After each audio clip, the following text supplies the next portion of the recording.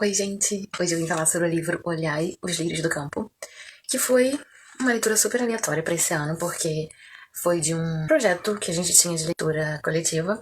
Éramos 5 pessoas, 4 eram do Recife. Livros Viajantes, o nome do projeto. Escolhi um livro, cada pessoa escolhia um livro e o livro ia rodando. Só que isso só funcionou em um livro, e o livro que caiu primeiro para mim foi esse, Olhar os Lírios do Campo, do Érico Veríssimo, escritor brasileiro. E esse livro, a primeira edição dele foi em 1938, e a edição que eu li foi de 2005. E eu achei esse livro incrível. É um livro que eu julgaria pela capa. Julgaria por quê? Porque a capa é podre, mas o conteúdo é incrível. É um livro que fala da época do governo de Vargas, né? A industrialização se iniciando pelo Brasil e tal. Aquela coisa da cana, do dinheiro, do capitalismo e tal. E ele me parece que é um sonhador dos caras que apoiam o comunismo, da esquerda, enfim. Mas não julguem ainda por isso. O livro tem muitas referências bíblicas, o que eu acho incrível. Amo um livro assim. Não que eu acho que a Bíblia seja o livro maravilhoso, mas pra literatura eu acho um livro muito legal.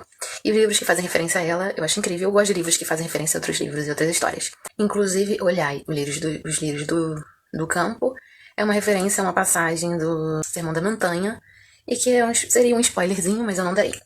E tem também referências, eu fiz uma pequena anotaçãozinha ali, porque eu sou perdida. Tem conflitos entre pobreza e riqueza, o que é bem comum pra escrita da época também. A ascensão social do protagonista é buscada a qualquer custo, e aí ele tem conflitos muito grandes, e isso pode ser até um gatilho, né, de nada dá certo, o mundo é uma merda, entendeu? E um grande problema, ele era muito complexo, muito depressivo, sabe? Isso me deixou meio agoniada.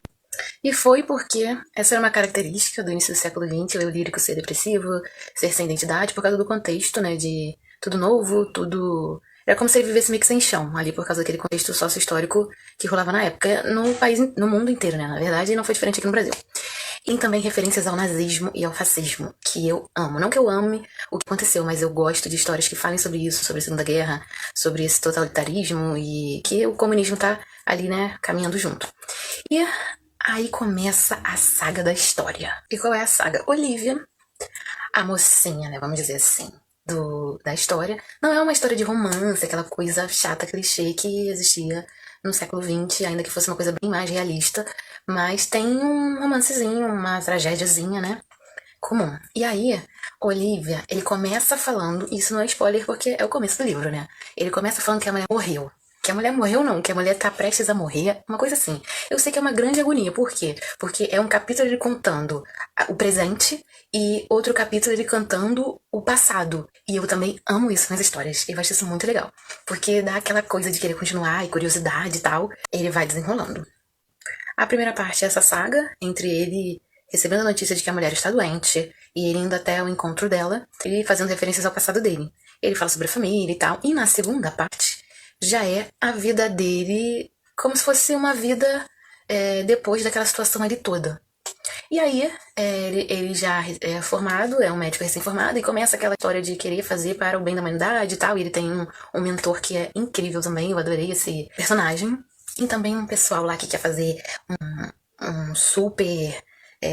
Tem até um nome lá que eu esqueci agora qual é, mas que faz um super prédio que ele é super ganancioso. Tem essa sempre contradição, né? Os atendimentos do Eugênio, que é o protagonista, esse que é apaixonado pela Olivia, são incríveis. Que atendimentos aquele homem fazia? Um médico super humano, assim, com alguns preconceitos da época, mas assim, uma visão incrível.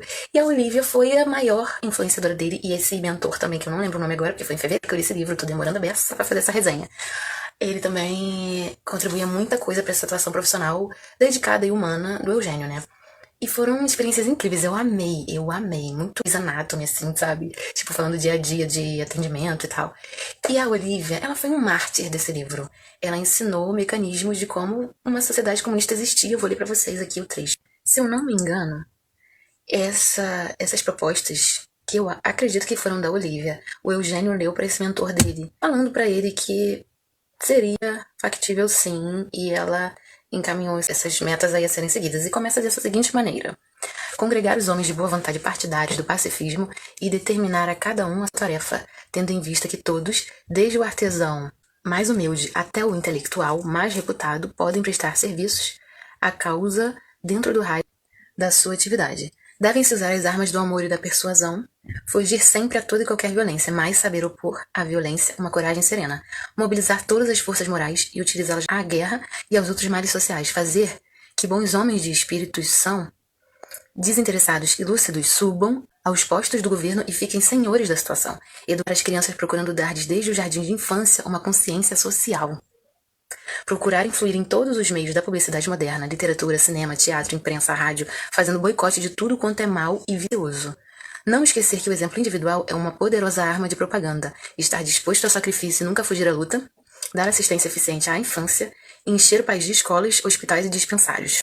E o último ponto, conseguir aos poucos a socialização da medicina. Que eles eram tudo médico, estava todo formado em medicina e queria fazer o bem pro povo através da área da saúde.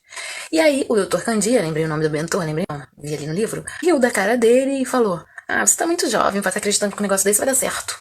Aí ele falou o quê? Retruquei-lhe que, falando com sinceridade, eu não acreditava em que se conseguisse um mundo perfeito, mas, por outro lado, tinha uma confiança absoluta em que, ao cabo de algumas dezenas de anos de reeducação, uma sensível melhoria de vida se havia de operar. Não só isso, seria também possível obter alguns resultados imediatos bem apreciáveis. E aí eu achei esse método incrível, porque assim, se fala em comunismo, como seria a sociedade comunista? Não existe, é impossível. Mas aqui tem a método. Então, brincadeiras à parte. Eu amei esse livro, foi uma experiência incrível. Até porque foi um marco com pessoas maravilhosas que eu quero levar pra minha vida. E a minha personagem preferida foi Olivia, e ela foi uma personagem que marcou a minha vida, com a qual eu me identifiquei demais. Mesmo que ela tivesse uns conceitos sobre Deus e sobre fé, que isso também é um ponto muito chave do livro, que eu não concordasse tanto, a fé é muito elevada pra minha cabeça. Achei ela incrível, eu amei. E é aquele livro que dá o gás, sabe? Tipo, você tá no caminho certo, você tem apoio. Existem pessoas no mundo que pensam como você. E foi isso. Espero que tenham gostado da experiência. Tamo junto, vamos lá.